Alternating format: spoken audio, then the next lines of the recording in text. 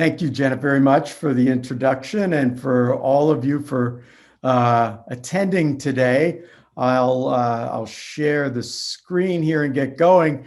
I prefer the in-person, but I appreciate everybody's turning up for this. Now, I was sure I had this all ready to go. Here we are.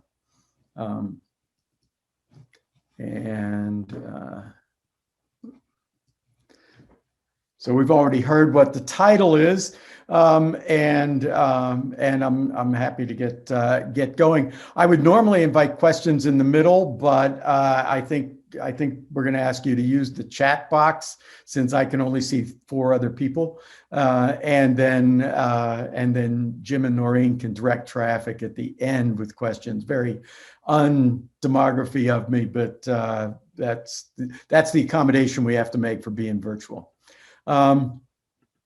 So what do I mean, the demographic perspective? Well, it's rooted in Norm Ryder's famous cohort paper from 1965. The short version of it is people don't change, they die. And they're replaced by people who aren't exactly like them. And society changes without any individuals having actually changed. Now, that isn't necessarily true. But it's a great starting place. I also, if you can see it, I'm going to try and avoid the lower right-hand corner of the screen so that, because I know that's where the, a lot of people park the speaker's image, but you have to clear that off for a second to see Norm's words, because what he here invokes are the 2 principal variables in this analysis: the within cohort change that takes place either because of the life cycle or because of the the between cohort change that takes place because one cohort succeeds another.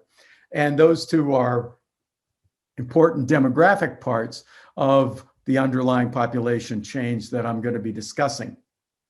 This is going to be an analysis of 283 variables in the General Social Survey, but I'm going to start with just a couple and then throw all the remainders at you. But I've done this before, and in a 2001 paper with Andy Greeley and Melissa Wild, we tried to answer the question, where do all these evangelicals come from? There were a number of papers in the religious sociology of religion literature about why particular pastors had irked their congregations and they'd moved to other churches, but it didn't show up much in data. And we were able to explain 70% of the change by noting that for about 70 years, evangelicals had 1 more kid than other Protestants did. And that was enough to produce the change in the religious composition of the United States that had occurred through 2000. And I'll show you a little bit of an update of that in like slide 14 or something going forward. Another one I'm going to show you today is that traditional gender norms are literally dying out as gender equalizing cohorts are replacing the ones that defined what it meant to be traditional. And so that's gonna come up in the course of today too. Before going on, though, I want to say a couple of things about what this paper can't accomplish. First of all, the simple proposition that cohort succession accounts for change is seldom right, and it can be completely wrong and misleading, and so we have to be careful in how we use it. But it is a great starting place, a baseline interpretation, and that's how I tended to use it throughout my career. It's highly predictive if it works because time goes in only to one direction. And so we can make use of that, and as do cohorts. Cohorts only get smaller over time. They do not get bigger over time. It's less predictive, though, when the cohort is a minor factor in relationships and other relationships fix. So we've been hearing, at least since the 1990s, about how the Democrats are about to overwhelm the Republicans in the American electorate. And gerrymandering notwithstanding, there's also the fact that many of these relationships are kind of weak when it comes to being political predictors. And so it never quite arrives. Is probably a fair way to say that. This paper is also not about the identification problem. I'm not going to even talk about it. I'm just going to note that I'm mostly going to discuss between cohort differences and within cohort differences, and pay attention to when calendar year and year of birth interact, and infer from that the relevance of age and age composition and age and life cycle effects. But I'm not going to dwell on that. In the underlying paper, that there is more about life cycle effects and life cycle differences, but in the interest of time, that's not what I'm going to focus on today, because I think the more memorable results, as you'll see, are to be found elsewhere. Data come from the General Social Survey. First of all, though, let me note that you don't have to use attitude data. You don't have to use subjective data of any sort. That's too loud. The census data provide even longer time series, and the American National Election Study provides an even longer series. But I'm going to make use of the General Social Survey here today.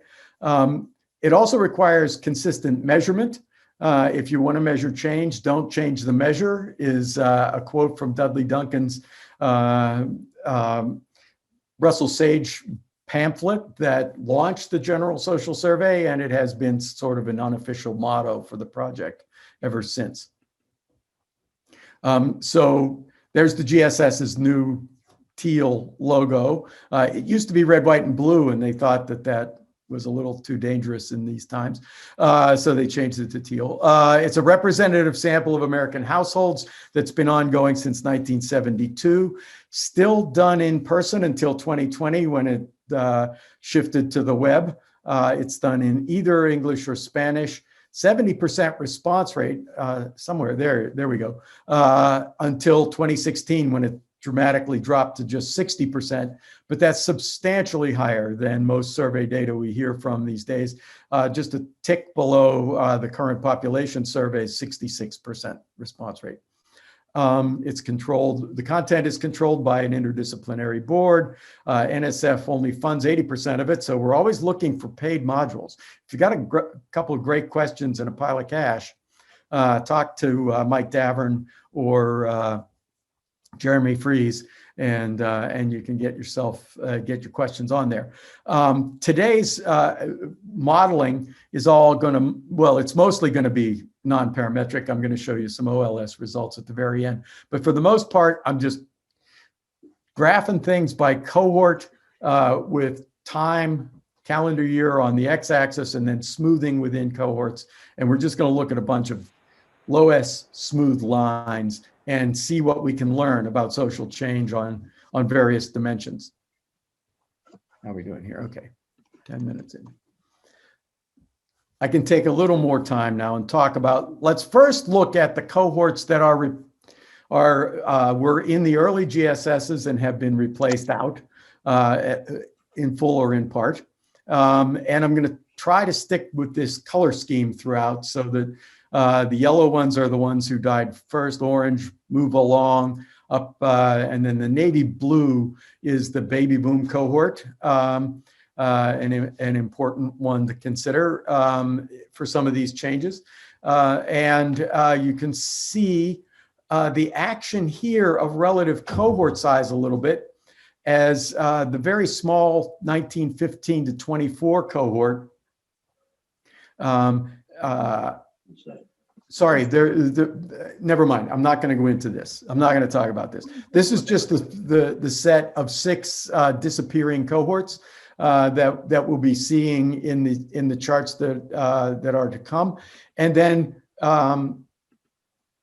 we're also going to be looking at cohorts that weren't in the original GSSs, but enter the survey as time goes by. The cohorts born after 1955. that come into the survey as time goes on. They're going to have these reddish tinted colors for the most recent ones, and magenta, purple, et cetera, for the intervening times. So we're going to run a kind of kaleidoscope or almost spectrum, but we're starting with yellow and moving all the way up to red. And that's how the cohorts are going to be labeled. And this is sort of when they appear. So when a red line jumps into a graph, it's because we've hit a point where the 1985 to 94 cohort is now old enough to be included in the survey of adults. So let's start with the demographic outcome, and we're going to look at children at home. The proportion of American households that had one or more kids at home, it was a majority of the households at the time of the first GSS in 1972, and it's less than a third now. And how has that happened?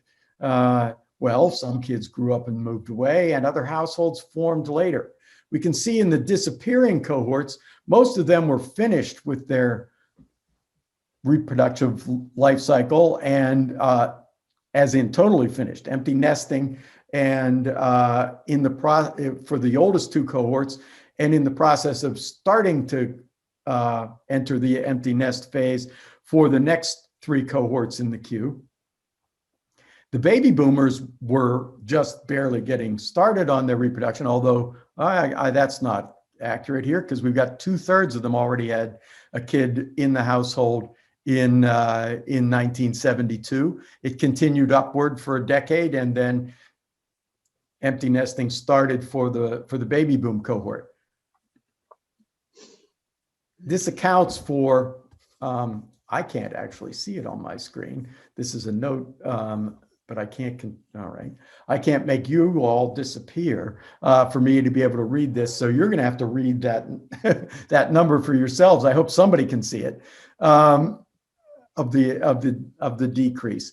Along come a bunch of cohorts that were much lower fertility and much more age dispersed in their childbearing. And we can see their contributions here. The Gen Xers and the millennial cohorts. And you can see that despite the fact that they're entering their 30s, the cohorts born since 1985, still a minority of them have a child living at home. And so this is a complicated, fundamental change that is interacting with the life cycle, but is also proceeding as a combination of period and cohort changes. But I think in a full decomposition, if we could do so, we'd find that cohort and life cycle dominate, and period is a relatively smaller contributor to it. As promised, the next one is an update of the work I did on religious composition in the United States. This is going to be a much more, a much clearer example of cohort succession. But there's also going to be a spicy period effect in here. The General Social Survey has identified up until now 219 unique US denominations, plus none. And I've reclassified them here into 5 types plus none. In the past, I've only looked at the Protestant denominations, but here we're going to look at the whole spectrum of them. With this color coding, the evangelicals in red, the mainlines in navy blue, Catholics in green, Jews in the sky blue, other religions in the lightest color there of gray, and no religion in bold black. And this story of the rise of the nuns has been told by many. And you can see it here from the period perspective. We're not looking at cohort here, we're looking at just by religion. And we'll see that all religions have lost out somewhat to the rise of the nuns. It looks like the Catholics have not. That's a flat line. But I published a paper in the Journal of the Sociology of Religion a couple of years ago that shows that actually, if you trace origins of Americans, 1/3 of Americans today should be Catholic if they were holding on to their members as well as they were holding on to them back in the 1970s.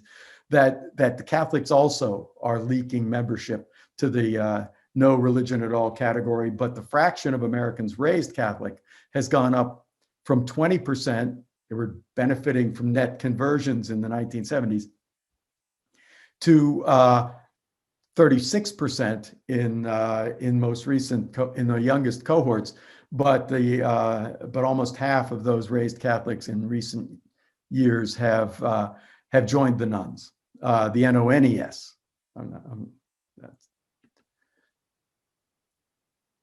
There are important fertility differentials by religion. They're not as important as they used to be. They were bigger when we reported them in 2001, but they're still quite prevalent here. American Jews haven't reproduced themselves since the 1950s. For folks, this is the year people turned 30. So the people who were having kids during the baby boom, Jewish families were reproducing themselves, but have not since. Mainline Protestant families are just down to replacement level. Catholic families are a little bit above replacement, as are evangelicals. And so that set of differentials are important here. But the rise of the nuns is a story of conversion or exit, I guess is a fairer characterization of it. Here I'm comparing the current religion with the religious origin, that is, what religion were you raised in? And we can see that for Catholics in particular, evangelicals to some extent, mainline Protestants recently, there is this exit out of the religion. But most of the change over time has to be due to the fertility because of the resemblance, the strong resemblance for most groups, all the groups except Catholics actually, and their trend over time. That is to say, the trend over time in being raised in a group perfectly parallels the trend over time in currently being a member of that group. And that shows us clearly that the fertility differentials in the previous slide are still a major mechanism in changing religious composition in the United States, shifting the population toward evangelical, Protestant, and Catholic, and away from the low fertility groups. Now for the gender example that I was going to cite for you. This one is an interesting departure precisely because it's very subjective. Up till now, we were just looking at very demographic kinds of things. Here, even more subjective than your religious identification is how you answer a question. Do you agree or disagree that it is much better for everyone involved if the man is the achiever outside the home and the woman takes care of the home and family? It was asked in 1977 and then continuously since 1985. And what we see over time is the fraction rejecting that traditional breadwinner proposition has gone upward from 35% to 78%, a pretty dramatic change in the cross section. Within cohorts, not so much. And indeed, it is the succession of non-traditional cohorts and the passing of the most traditional cohorts that are driving this. So as the yellow and orange cohorts cease to be a major fraction of the American population, and even that pale gray one, born 1915 to 24, has pretty effectively passed away by now. We see an upward trend in the whole population, but it's driven almost completely by cohort succession. There is a bit of a within cohort increase between the first asking of the question in 1977 and subsequent asking of it in the late 80s. But since the late 80s, there's almost no within cohort change. It's almost all between cohort succession effects. You'll also, if you spend another minute with this slide, notice how the last 5 cohorts are pretty close together. In a Gender and Society paper a dozen years ago, and in a PNAS paper just last year, Paula England characterized the gender revolution in the United States as stalled. There's no retrogression. That is, people aren't going back to traditional norms or traditional behaviors much, but they are, there isn't any great move in the progressive direction as there was in the past. And so that's reflected here in the way in which the 55, 65, 75, and 85 cohorts closely resemble one another. There's hardly any gap among them. So that once this 25 to 34 cohort passes away, there'll be much less change over time in the population on this, unless the 95 plus cohort kicks in with a new, more progressive perspective on it. And here I've just drawn as a shadow the underlying cross-sectional trend that we started with to show the way that cohort succession has operated here. I wish I could use my pointer. I can't make it visible, but I would be right now hovering over those yellow and orange lines, and then I'd move up and hover over the red and magenta lines to show the succession and how that's played a role in the growing rejection of traditional gender norms in the United States in the cross-section. Here comes one where period interacts with cohort. We're going to look at attitudes towards civil liberties for a hypothetical gay man. The GSS has a number of civil liberties questions that have the same basic structure. Let's take a hypothetical communist, a hypothetical person who wants to replace democratically elected government with the military. And what about a man who admits he's a homosexual? Suppose this admitted homosexual wanted to make a speech in your community. Should he be allowed to speak or not? Should such a person be allowed to teach in a college or university or not? And if somebody in your community suggests that a book he wrote in favor of homosexuality should be taken out of your public library, would you favor removing it or not? And for the pro-civil liberties stance on these, a person gets a point for each of them. And so this scale runs from 0 to 3. And what we see is that over time, the average in the population has increased a point from 1.7 on that scale to 2.7 on that scale. And within cohorts, we see, first of all, not much change over time until the mid-1980s. And this is with continuous measurement. That previous one on gender, we had a 1977 data point and then a 1985 data point, and nothing in between. Here, we've got continuous measurement from 1973 onwards. And still we see some within cohort increase, but it pales in comparison with the cohort succession story that we saw in the previous one. But for the youngest cohorts, it's important to note that starting in 1996, those cohorts have a bit of a positive upslope, that all of the cohorts born since 1955, and to a lesser extent, the 45 to 54 cohort, has been increasing their support for the hypothetical gay man's civil liberties over time, and they're getting up close to the ceiling of 3 on this scale. And if we were to look at some of the other measures in the General Social Survey that relate to rights and privileges of sexual minorities, we would see even stronger period effects in those items, and we will see that in a second here. In fact, as the slide says, I could go on all day about this. I've done this, I've repeated this analysis for all 283 items that have been measured at least 4 times over a span of at least 20 years in the General Social Survey. And I've reached a couple of conclusions about that.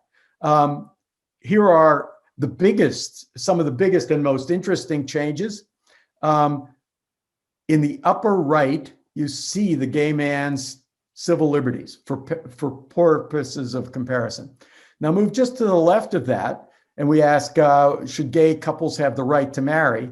And there's an early data point in 1986, and then most of the measurement has been in the 21st century. And you see this pronounced distribution among the cohorts. That is to say, the cohorts are just as spread out on this one as on the civil liberties question, but there's a sharp upward incline in time from 2000 to 2018, and virtually linearly. I didn't put a linear constraint on this, but it turns out quite linear. There's also, in contrast with the gender question, a pretty strong spread among the cohorts, post-1955 cohorts. You see quite a bit of differentiation there. Moving one step further to the left, we see a slightly less period-driven change, but these are for the item that asks, is sex between people of the same sex always wrong, almost always wrong, sometimes wrong, or not wrong at all? The wording tells you kind of what the origin of this is. It starts in the 70s, and the differentiation is all on the side of how wrong is it. But over time, that comes to be seen. It comes to be seen increasingly as not wrong at all, and but with an interesting nonlinear trend. In the 1980s and 90s, Jim Davis did an analysis very much like this one, where he characterized the United States through 1994 as experiencing conservative weather within a liberal climate. By liberal climate, he meant cohort change, and by conservative weather, he meant downslopes like we see in this same-sex sex is not wrong chart here from 1972 to 1986. It then turns around, roughly coincident with the death of Rock Hudson, and starts upward over time. That's a reference that only people of my cohort will understand. But anyway, this is echoed also in support for legalizing marijuana, and that's in the upper left corner. Just below that are another civil liberties item asking about the civil liberties for an atheist. We don't get the period effect there. It's all cohort. So there is something to the changing attitude towards sexual minorities that is not just about civil liberties, but is about that group's degree of acceptance and inclusion in American society that exceeds even that of the atheist. The trends for communists and militarists and racists are not as pronounced as what we see here for either the atheists or the gay man's civil liberties. The top row, by the way, is my 60s row. This is sex and drugs. We don't have a lot of questions about rock and roll, but there are other important domains in the General Social Survey that also show changing norms with respect to gender and sex. The premarital sex question that mimics the same-sex question looks very much like the male breadwinner waving flag there, rainbow flag that we're looking at. And similarly, ideas about whether it's okay, whether a young child is harmed if their mother works is how it's said, but I recast it here in the liberal direction. Race relations changed less dramatically, but somewhat, and that's shown in the third row. And then the bottom, we show the only two conservative trends on this chart, and that is the growing support for military spending from a period point of view, not from a cohort point of view, and confidence in the military that grew over time. There's one item that shows no change. That's will the standard of living for your family improve over time? That change in that one seems to be run mostly by changes in the economy. And there's also, although it's not politically inflected, a sharp downward trend in confidence toward the press. There's almost no cohort difference in that one. Now, it's the purest example of a period dominant change in the 283. So what you see in these 16 are sort of different flavors of change and different magnitudes of change. You also see something that, initially might be ascribed to my own liberal bias. We see 12 liberal trends and 2 conservative trends. But in fact, in the general social survey, liberal trends dominate the change over time. So while Davis characterized the society as having a liberal climate and conservative weather, the prevailing weather since the 1990s has also been quite liberal. So that from a cohort perspective, we've got 62% of the 224 attitude trends are liberal, and only 5% of them are conservative. On the behavior side, far more of the behaviors have no political lean at all, but 52% of the cohort changes are liberal, 3% of the cohort changes are conservative, and so on across the chart. So that overall, from the cohort perspective, 60% of the change is liberal, and from the period perspective, 50%, or well, 48% is liberal. The cohort model, I'm going to skip this because I want to give you time to react to this.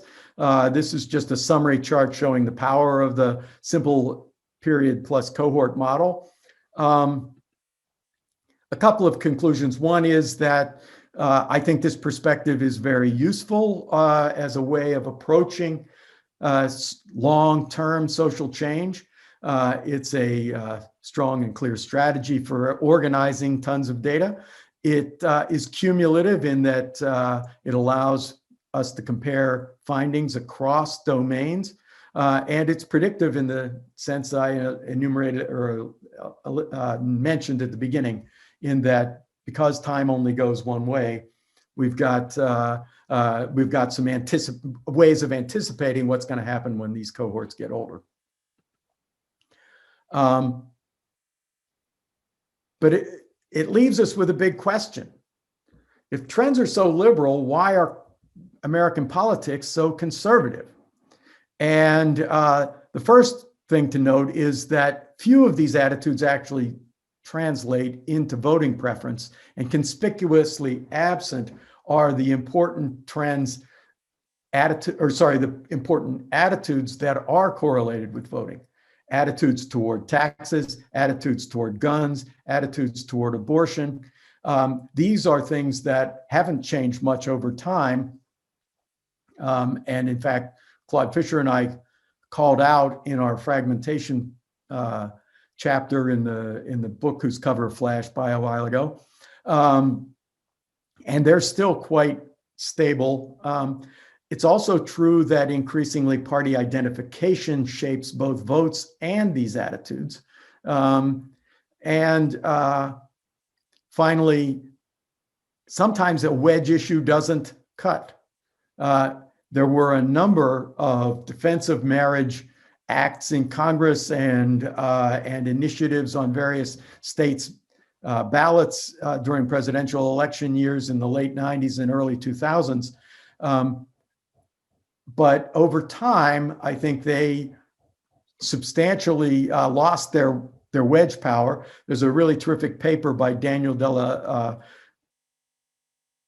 Posta in ASR about 3 years ago on how that happened and the